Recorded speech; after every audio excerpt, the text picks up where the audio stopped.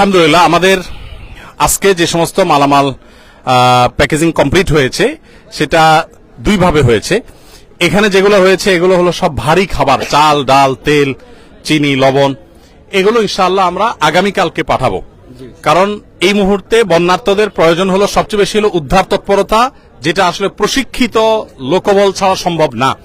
So ওইটা এখন বাংলাদেশ সেনাবাহিনী এবং অন্যান্য বাহিনীর সদস্য ভাইয়েরা তারা অক্লান্ত পরিশ্রম করছেন হেলিকপ্টারে বিভিন্নভাবে মানুষকে উদ্ধার করার জন্য। কিন্তু উদ্ধার করার সাথে সাথে তাদের যে খাবারের প্রয়োজনটা হবে, শুকনা খাবার, সে ড্রাই ফুডটার ব্যবস্থা আমরা করেছি 20,000 পরিবারের জন্য। এই 20,000 পরিবার যাদের জন্য আমরা অ্যারেঞ্জ করেছি, সেটা মধ্যে আপনার ছিল হলো খেজুর, চিড়া, তারপরে চিনি, তারপর লবণ। অনেকে বলেন যে ভাই গুড় কেন দিচ্ছেন না, চিনি তো ভালো না। তো আসলে চিনি না, কেউ বলবে যে গুড় দিলে হেলদি। দেখুন, আমরা যেই স্কেলে কাজ করি এই স্কেলে গুড় কোথায় পাবো? এত গুড় কে দিবে আমাদেরকে? তো যাই হোক, চিনি এবং লবণ দেওয়া হচ্ছে যাতে করে দরকার হলে তারা প্রয়োজন মাফিক তারা স্যালাইন বানিয়ে নিতে পারে। এবং আজকে সকালে আমাদের 2টা লরি মাল পৌঁছাইছে। এটা মূলত আকিজ বেভারেজ থেকে ওনারা রেডি করে দিয়েছেন 7,200+ প্যাকেট। সেখানে বাচ্চাদের জন্য 500 গ্রাম না, সরি, দুধের একটা প্যাকেট, কত গ্রাম এক্সাক্ট আমার মনে নাই। তারপর 500 গ্রাম করে মুড়ি, আর সেখানে আছে হলো 2225 ml এর পানির বোতল। এগুলো 7,200+ প্যাকেট আজকে পৌঁছায় গেছে, এবং সেটা মহিপালে যে সেনাবাহিনীর ক্যাম্প আছে সেখানে আমরা হ্যান্ডওভার করেছি, এবং তাদেরকে আমরা অনুরোধ করেছি যে রিমোট এরিয়াগুলোতে তারা হেলিকপ্টার যোগে দ্রুততার সাথে যেন পৌঁছায় দেয়। আমাদের লোকজন সেখানে আছে, সেগুলো ডিস্ট্রিবিউশন চলছে। আর এর বাইরে গত বুধবার সন্ধ্যায় আমরা 3টা গাড়ি পাঠিয়েছি আমাদের এখান থেকে। একটা গাড়ি ফেনীতে গিয়ে পৌঁছাইছে, সেটা ডিস্ট্রিবিউশনও হয়ে গেছে। আর 2টা গাড়ি সেগুলো মহিপালের কাছাকাছি পড়ে আছে আজকে 2 দিন প্রায় এক জায়গায়। সামনে পানি রাস্তা যেতে পারছে না, আবার পেছনে অনেক গাড়ি ব্যাকও করতে পারছে না। যারা গাড়ির সাথে গেছে তারা বুধবার সন্ধ্যা থেকে এখনো পর্যন্ত স্টিল নাও তারা গাড়ির সাথেই আছে। তো এই ত্রাণের কাজ আমরা অনেকে করতে আনন্দ পাই, ভালো কথা, কিন্তু এটা খুব সংগ্রামেরও কাজ, অনেক বড় যুদ্ধ এখানে। আমাদের আজকে যে কাজগুলো হয়েছে সেগুলো আমরা আনুমানিক বলতে পারি 1/5, 5 ভাগের 1 ভাগ কাজ। অর্থাৎ আমরা যে ইয়েটা করতেছি, ভাই একটু ইয়ে করেন, একটু সহায়তা করেন। আমরা যে কাজটা করতেছি সেটা হলো আপনার আনুমানিক 700 মেট্রিক টন এখনো পর্যন্ত যেগুলো কেনা হয়ে গেছে। আমরা 500 টনের বেশি কিনেছি কালকে, আজকে আরো কিছু প্লাস করার পর 700+ হয়েছে। এই 700+ টন যে মাল আমরা কিনেছি তার হয়তো 5 ভাগের 1 ভাগ পাঠানো হয়েছে বা প্যাকেজিং এর জন্য এখানে আসছে, আর বাকিগুলো কালকে আসবে, পরশু আসবে ধাপে ধাপে। এবং এইটা হয়তো আরো 200-300 বা 400 টনে আপনার রূপান্তর হবে ইনশাআল্লাহ বিদিনিল্লাহ। এ হলো আপনার ত্রাণের পরিমাণ।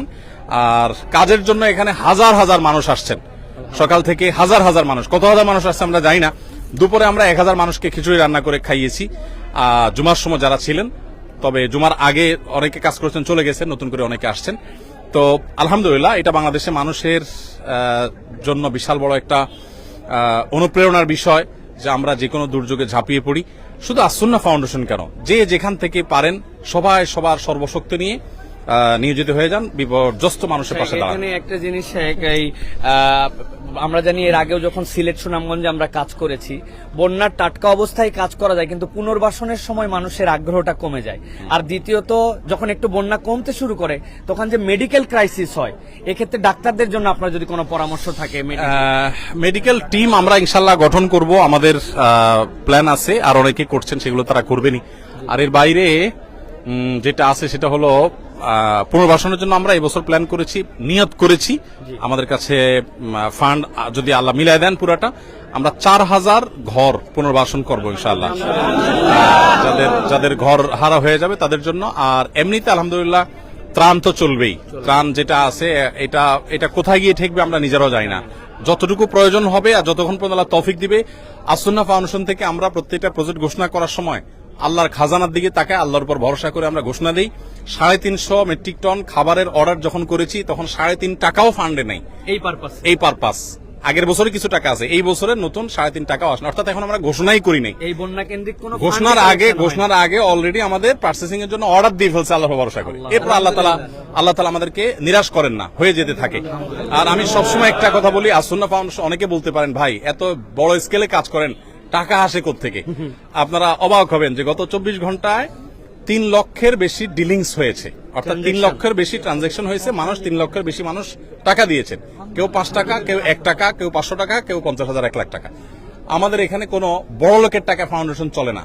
অনেক বড় বড় শিল্পপতিরা পার্সোনালি আমাকে ফাউন্ডেশনের পুরো প্রজেক্টের দায়িত্ব নিতে চেয়েছে। আমি বিনয়ের সাথে বলেছি আপনি দোয়া করেন, ফাউন্ডেশন সর্বসাধারণ টাকা চলবে ইনশাআল্লাহ। ধন্যবাদ সবাইকে, ধন্যবাদ। আলহামদুলিল্লাহ, শুকরিয়া শেখ, বারাকাল্লাহ। আরেকটা লাস্ট কথা শেখ, অনেকেই তো আপনি ফিজিক্যালি অনেক জায়গায় ঝাঁপায় পড়ছেন, দেখা গেছে আপনার যাওয়ার কোনো প্ল্যান প্রোগ্রাম এরকম কিছু আছে কিনা, অনেকেই জিজ্ঞাসা করতেছেন লাইভে। আমরা যাবো ইনশাআল্লাহ, ইনশাআল্লাহ। আমাদের প্ল্যান প্রোগ্রাম আছে, আমরা ইনশাআল্লাহ যাবো। আল্লাহ চাহেন তো আমরা কেন, আরো ওলামা একরাম যাবেন, জি। যাওয়া আসার মধ্যে তো থাকতে হবে আমাদের। কারণ এই যে এই ক্ষত শুকাতে অনেক সময় লাগবে। আমরা প্রত্যেক আল্লাহর কাছে চোখের পানি ফেলি, এত পরিমাণ বিপর্যস্ত মানুষ আর এত পরিমাণ কষ্টে আছে, এটা আসলে আমরা ঢাকা থেকে কোনোভাবে অনুমান করতে পারবো না। আল্লাহু আকবার।